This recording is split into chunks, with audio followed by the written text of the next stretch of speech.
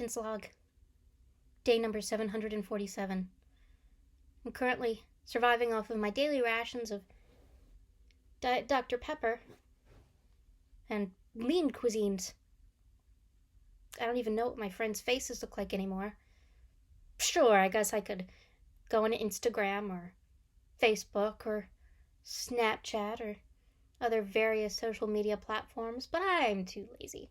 It's just too much. It's just too much work. It's just, you gotta go and you gotta open up your phone screen. You gotta put in a password. It's just too much. Anyway, I hope you're doing well. Welcome to TGIF, our weekly book talk for the Wilson County Public Library, where every week we delve into the hottest titles in the YA world. I'm your host, Kate Britton. I'm the teen librarian at the Wilson County Public Library. I'm really excited to be talking to you all this week. We had a lot of really good responses for our video last week. So I'm glad that I can kind of reach out to you and communicate with you during these trying times through the magic of technology and the interwebs. So I'm really excited about this week's book for a lot of different reasons. A really cool thing about living in a country like the United States is we are all mutts. Unless you are a Native American or Indigenous person, we all came here from somewhere else.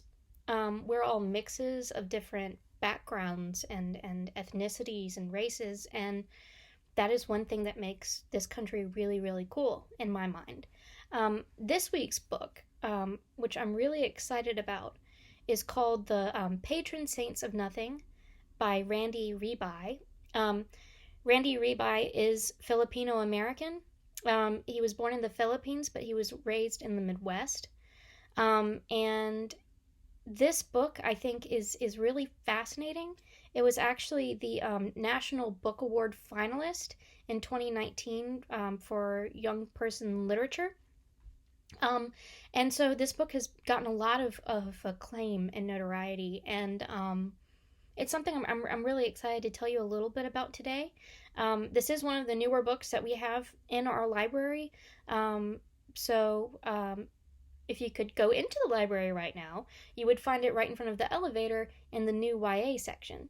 But for now, what you'll have to do is, a great thing that we have is you can go online, you can place a hold on this book online, and then you can come to the curbside pickup at our library, where you don't even have to get out of your car. We will bring you the book, we'll put it in your car, there will be no person-to-person contact, perfectly safe, and you can be on your way safely and without really a threat of contracting COVID, which we don't want anyone to do. So anyway, this book is about this young man named Jay, who is Filipino-American. The book is not autobiographical. The character of Jay is kind of very loosely based on the author. But other than that, it's kind of where those similarities end. He did say that in the book he has a brother and a sister like he does in real life, but he let his brother and sister in real life pick their jobs for the characters in the book, which I think is pretty cool. So I hope if my brother ever writes a book that he'll let me pick the kind of occupation of my character if he ever decides to write me in. Anyway, all that aside, this young man is Filipino-American. He is a senior in high school. He's ready to go off to college at the University of Michigan, and he finds out that his Filipino cousin, who lives in Manila, Jun, has been killed. And he has been killed as a result of President Duterte's war on drugs. And no one in the family wants to talk about what happened. So Jay decides to go to the Philippines to learn the real story of what happened. He really wants to uncover a lot more about what happened to Jay's death, and he's got to kind of come to terms with the different sides of the story and the different sides of his cousin's life before he can really face the truth of what actually happened. I'm not going to tell you what actually happened. But the great thing about this book is there are a million sides to every story, and that's something that Jay learns throughout the book. But it also talks about the consequences of things like this war on drugs that is happening in the Philippines. Some human rights groups said that over 20,000 people have been killed as a result of it.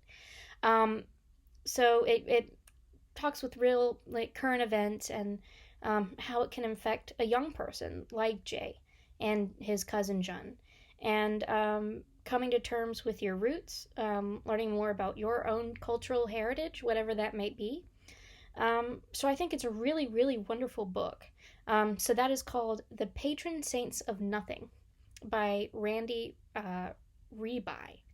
I want to make sure I said that correctly. Randy Ribay.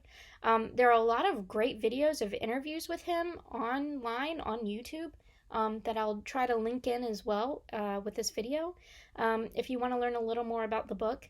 But I can promise you that you won't be disappointed if you pick this one up. You might learn something new, and you'll see how young people in today's world are dealing with really difficult situations. Like the situation that we're dealing with right now is pretty difficult. Um, so, anyway, I hope you're doing well. I hope you're staying safe and healthy. I hope you're washing your hands a ton.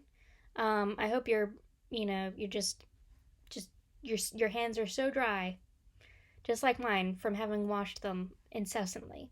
So, anyway, have a great week. If you have any questions, make sure to comment on this video. Contact us at the library. We'll be glad to answer any questions that you have. And I really hope that this book disappears from the shelves because it deserves to, and I think it's something that you'll really like. So have a good week. We'll see you next time here on TGIF.